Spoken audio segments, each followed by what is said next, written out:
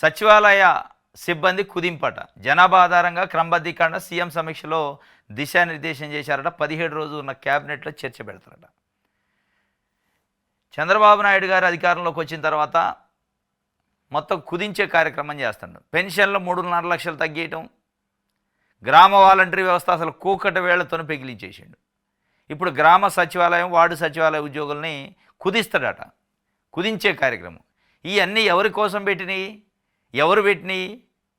వీటిని ఎవరు ఇంట్రడ్యూస్ చేశారు? 2019లో వైఎస్ జగన్మోహన్ రెడ్డి అధికారంలోకి వచ్చిన తర్వాత ఆయన నవరత్నాలని ఎన్నికల మేనిఫెస్టోలో ఇచ్చిండు. ఆ నవరత్నాల అమలు కోసం పరిపాలన వికేంద్రీకరణ చేయాలి, పరిపాలన ప్రజల దగ్గర తీసుకోవాలి. ప్రజల కాళ్ళ దగ్గరికి పరిపాలన తీసిపోతే దాన్ని ప్రభుత్వం అంటారు.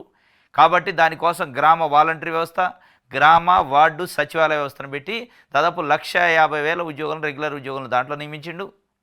దీంట్లో వాలంటీర్లు 2,60,000 మంది నియమించి ప్రతి సర్వీసు ముఖ్యమంత్రి దగ్గర నుంచి కానీ ప్రభుత్వం దగ్గర నుంచి ఏదైనా చిన్న ఆదేశం ఇగో పంచండి ప్రజలకంటే ఇమీడియట్గా పంచే ఏర్పాటు చేసిండు. ప్రజలకి ప్రభుత్వ పథకాలని డైరెక్ట్గా ఇంటికి పోయి పంపిణీ చేసే కార్యక్రమం చేసిండు. ఇక వాటిని కుదిస్తాడట.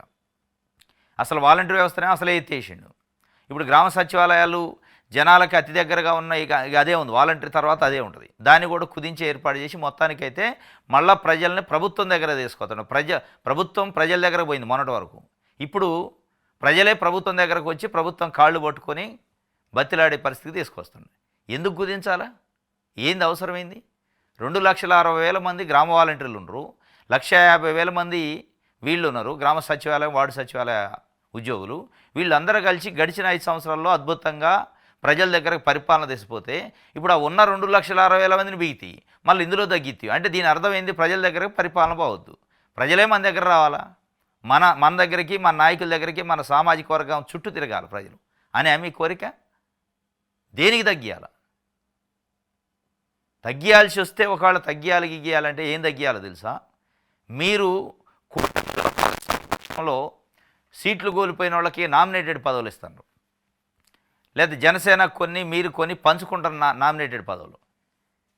ఏంటి అవి? ప్రభుత్వ సలహాదారులు, ఇంకేందో పనికిమాలిన కార్పొరేషన్లు, ఇంకేందో పెట్టి ఎవరికో ఒకళ్ళకి అకామిడేట్ చేయాలి. ప్రభుత్వం ఒక 2 లక్షలు, 2,50,000 జీతమో, కారు, బొగ్గ కారు, అవి ఏర్పాటు చేయడం కోసం వాళ్ళకి ఇస్తారు. అవి తగ్గించండి. వాళ్ళతో ఏం ఉపయోగం లేదు. చాలామంది కొన్ని ఉన్నాయి ఉపయోగాన్ని. ఉపయోగం లేకపోయినా అకామిడేట్ చేయాలి, పొలిటికల్ నిరుద్యోగుల్ని ఉద్యోగులు చేయాలి కాబట్టి చేస్తారు.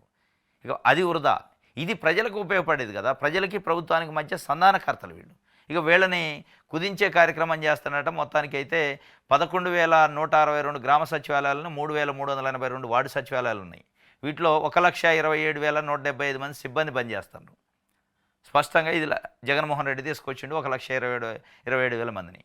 దీంట్లోంచి సచివాలయానికి కనీసం 10 మంది ఉద్యోగులు ఉండేలాగా గత ప్రభుత్వం వీటిని రూపొందించింది. అయితే దీన్ని కుదిస్తారట. కుదించి ఏం చేస్తారు? 2,500 వరకు జనాభా ఉంటే నలుగురట. 10 మంది ఉండాల్సింది నలుగురు. అంటే 10 మంది పని నలుగురు చేయాలి.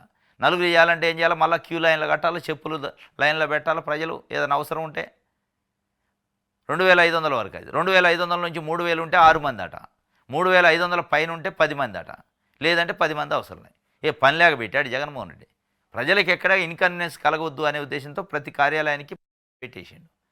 మీకు నచ్చింది ఏంది ఇప్పుడు ఇందులో? అంటే ప్రజలకి సత్వరం సేవలు అందొద్దు, ఇదనమాట.